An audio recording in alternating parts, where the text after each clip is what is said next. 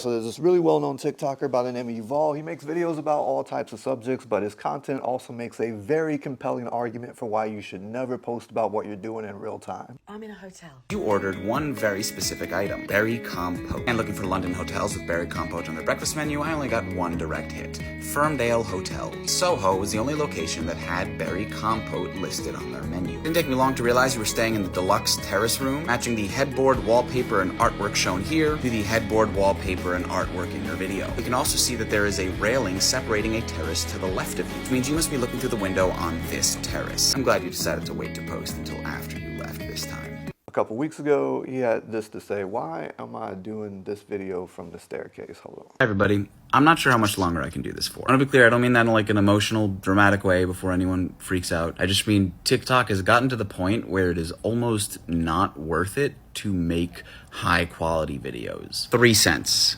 per 1,000 views. This is literally $15 per million. Literally less than the old creator fund. This has unfortunately gotten to the point where this is just not really sustainable. My most viral videos are the ones that I spend the most amount of time and effort on. But if this is going to be how TikTok rewards creators, it's really just not worth it to put that much time on a single video. It's just become a lot more difficult to justify spending this much time and effort on videos if, unless they get 20 million views, they don't pay off. Okay, so check out this TikTok video that I made and posted about 2 years ago. Is that what happened? Yeah. Yeah, he ran into that's what happened. 5 swords, that 9 swords. Repost day, motherfucker. And it's a Boston. So that was a 10-second clip from a 22-second sequence from a 28-second video, I believe, which took me about 20 hours of my life to make. Here, let me show you how I did it. They get 3 me's interacting with each other playing a game of spades. Technically, there were 4 me's, but I had to fade one of them out after a couple seconds because the opacity setting just wasn't working right. So I had to use a couple of different techniques. One of them was obviously a green screen, and the other one was locking the camera down into one place and filming all the parts one after another while the camera was continuously recording without moving it. And just the setup for that alone took about 3 hours. Making a video clone of yourself isn't that difficult. You don't even need a green screen for it. All you got to do is just block your shot correctly and make sure the clones don't overlap each other like I did right here. Hey, me number 1, raise your hand. All right, me number 2, raise your hand. See, not that difficult. Now, because this was filmed in a 9:16 instead of 16:9 format, you have to put the camera back a lot further than you normally would, and the clones have a lot less freedom of movement, and if they overlap each other, the shot is ruined. And because they needed to overlap each other in the card scene, I had to use a green screen. The green screen filters on social media applications are only attempting to identify what is a human, and they put a weird halo around the subject, and it leads to a very inconsistent green screen. Using it with an actual green screen behind you doesn't help either. As you can see, there's a little halo around me, and when I move my arms, you get all types of breakage in the shot. The only way to get a consistent green screen is to use an actual green screen with a video editing program, which will completely remove that color from the shot. As you can see here, Alex's pants and gloves are green, and once I turn on the effect, that color goes away and they become transparent. I have a 10-foot by 12-foot green screen, and I have 10-foot ceilings here, but I only have it extended to about 8 feet, which allows me to put the extra fabric onto the floor and get some full body motion shots. But that was just 4 to 5 hours worth of work. The real work started in the editing room. That green screen was crispy, and the reason it's so crispy is because I spent 45 minutes playing around with the lights, making sure the green screen fabric was all one tone. In the card game clip, my clones are doing a lot more than just raising their hands. They're actually interacting with each other and having a conversation, and acting against yourself is always a little bit tricky. In the movies and TV shows, they usually have somebody off camera reading the lines so that the person that's on camera can actually hear and react to them. But since it was just me and I don't have a screen partner, what I did was record part of the conversation and then play that back when I was acting the other role at a volume that was low enough that the microphone wouldn't pick it up, but I could still hear it. Is that what happened? You ran into 5 swords? In the final version, I cut to a shot of the card landing on the table, but in earlier versions I didn't, and you can see the me on the left is perfectly reacting to the actions of the me in the center. By the way, it took about 10 minutes of slapping cards on the table to get a shot that I actually liked. You see how the me on the left is able to drop his cards on the table and put his hands on the table, meanwhile the me in the center is able to throw his cards onto the table, and you see them hit the table and slide off of it all at the same time? that was hard. First, I had to assemble all the best takes together from about 90 minutes worth of footage. Then I had to get everything visually synced with each other and audibly synced, because remember, that conversation happened asynchronously. And then I had to layer everything on top of each other and break out the masking tool to try to figure out what parts of the table to hide and what parts of the table to show, so that you could still see both of them interacting with each other on the table without their hands disappearing or their cards disappearing, which, if you notice, actually happened to the me on the right, but I was banking that if I did my job properly, nobody would ever notice that but me. Start to finish, it took me about 15 hours of my life to get that editing job complete. So if you're keeping track, that's about 15 hours of editing with an additional 5 hours of blocking everything together, messing around with the lights, messing around with the green screen, and then doing all of the acting for the shot. 20 hours of my life gone. How many views do you think I got on that video? I had about 100,000 followers when I uploaded it.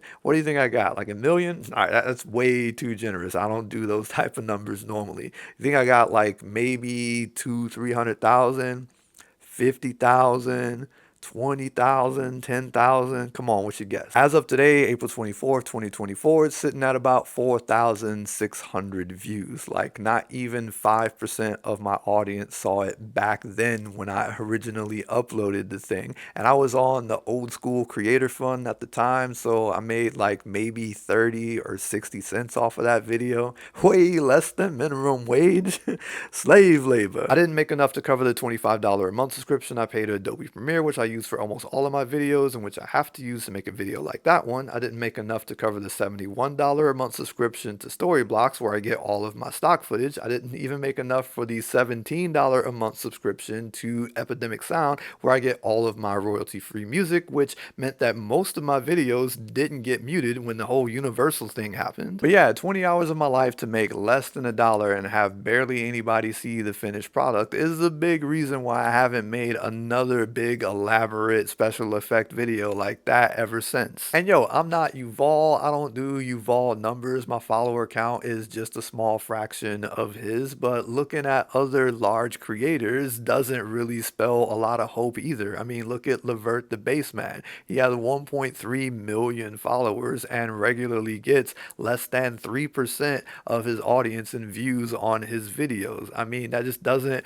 really inspire me to want to come home from a long day of work and then spend another 6 to 8 hours working on a video edit, staying up till like 6 a.m. in the morning. It's really demoralizing. The reason you never got episode 5 of Black Space, where the crew intercepts a shipment of unregistered podcast microphones that were being sent to the anti-blacks by the Envelopians, isn't because I didn't want to do it. It's because the ends just do not justify the means on this app. If I were independently wealthy or making enough from my Patreon, which just mentioning the fact that I have one of those or that I exist on other platforms is enough for TikTok to go out of their way to crater my views, which really pisses me off, because one of the best jokes I ever wrote was on this video that I made promoting people to go watch this YouTube video that I made, which ironically was very pro TikTok and talking about how ridiculous it would be to try to force them to divest from their owners. I mean, it's like this app goes out of its way to make sure that my best stuff and the stuff that I've worked the hardest on goes completely unseen and uncompensated. And none of that is to say that I'm going to leave this app or never do some sort of big elaborate passion project ever again. But if and when I do that sort of thing, it will not be with TikTok in mind, because as you've all said,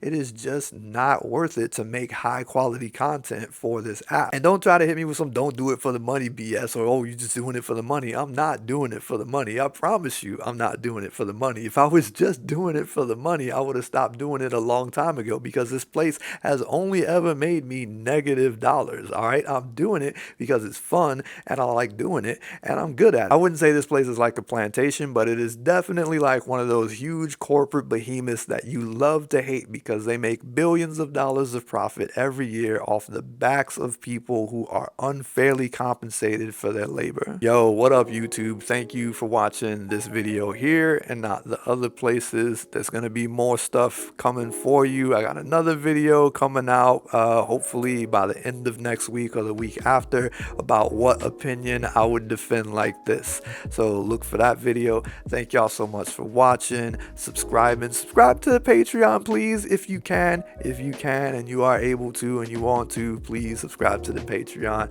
help me continue to make videos. Anyway, I'm done shrilling. Thank you so much for liking, subscribing, leaving me comments, let me know how I'm doing and all that stuff, and I'm gonna catch y'all on the next one.